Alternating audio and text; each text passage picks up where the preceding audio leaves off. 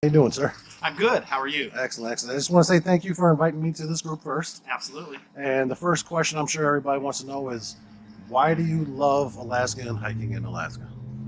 Um, I grew up here. I was a kid. I've been on most of these mountains, but in my 20s and my 30s, I got involved in a lot of other things, and I just was always too busy to go. And so this group specifically, 2 years ago, I just wanted a couple of hiking partners, and so I invited, I don't know, 15 of my friends into this Facebook group, and then it just kept growing. And Excellent. so and I remember the uh, I remember when we hit 420 members, I was like, oh boy. And then 666, those are memorable numbers. But we hit 1,000, I think, last summer, and now we're up to 1,400. And I don't. It's kind of way beyond me now. I just put up hikes and say hi when people show up. Awesome. It's a really good group. I've only been in it for a little bit now, and everybody seems very friendly in it. So tell us a little bit about you. How long have you been in Alaska? Well, I came up here in the 70s as a fourth grader. My dad was in the military. My mom got a job as a school teacher up here. And I grew up, I graduated from Chugach High School in 1982, a while ago. I left for college and law school, came back, and just basically married, had some kids, and kind of started living in Alaska. It's awesome. It's Kept very living awesome. in Alaska. Very awesome. Is there anything that you would like to actually tell everybody in the group since they're going to be watching this? Yeah, I would. Thank you. This is a great opportunity too. So this group is a family friend. I'm sorry. This group is a family friendly, dog friendly, just outdoor inclined people. A lot of people. I get messages from a lot of people that want to know, is it too rugged? I'm not in very good shape. And the fact is, there's a few superstars who are in quite good shape, but they're usually running. And the rest of us are going slow and having fun and talking, and it's as much social as anything. We try and hit all the main hikes in South Central a couple times each summer. This year we're going to put them in on Sunday afternoons and Wednesday evenings. I don't make all of them. I put them all up, but sometimes life gets in the way. And the whole concept is that come to the ones you're able to, and just by virtue of the fact that there's several hundred people interested actively, there's always going to be a few people showing up that and it's a safe environment. That's another concern that we had. That was expressed to me by a number of ladies that they love to hike, but they're a little leery of getting out in the woods by themselves. And so I don't know if it's much improved to be with us, but here we are. So Definitely.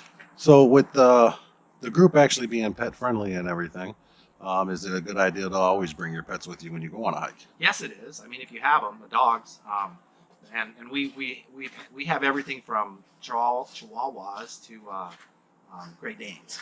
And in fact, we had a hike with a Great Dane and a Chihuahua running together. That was great. Yeah, please bring your kids. I don't want to equate dogs with kids, but this is all about family. And I'm not really saying that we're a family. We're more of a loose cluster of like-minded individuals. But I was telling you earlier. I've now been. This is my third year, and some of my very best friends are people that I met in this group, and because of this group. So we're just going to keep doing what we're doing. I think that particularly when people move to Alaska and don't know a lot of people, this is a great. The mechanic is great because if you come on these hikes, by the end of the summer, just do the math. You're going to have 50 or 60, 100 new friends. Awesome.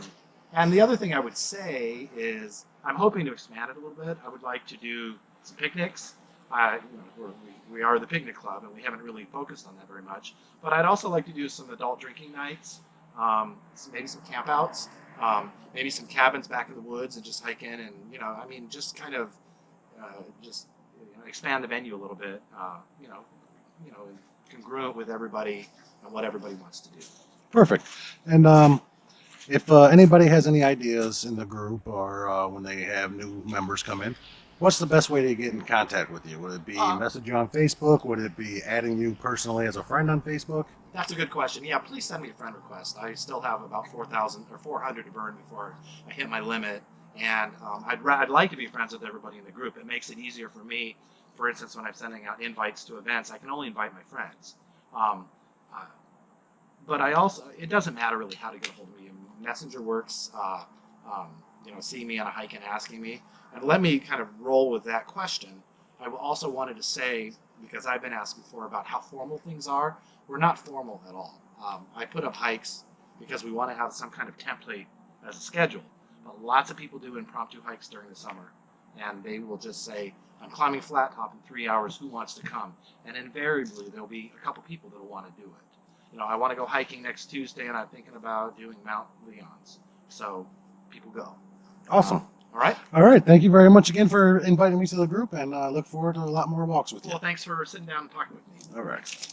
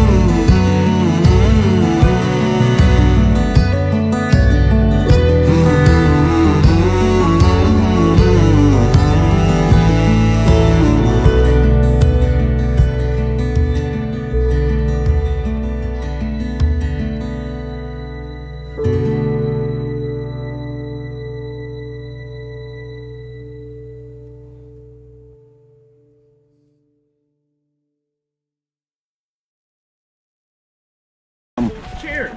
Here we go. I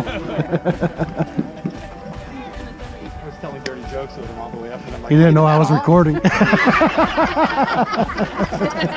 a pair of shoes from a drug dealer in the parking lot. I don't know what they're laced with, but I've been tripping all day. Boom, got it on film.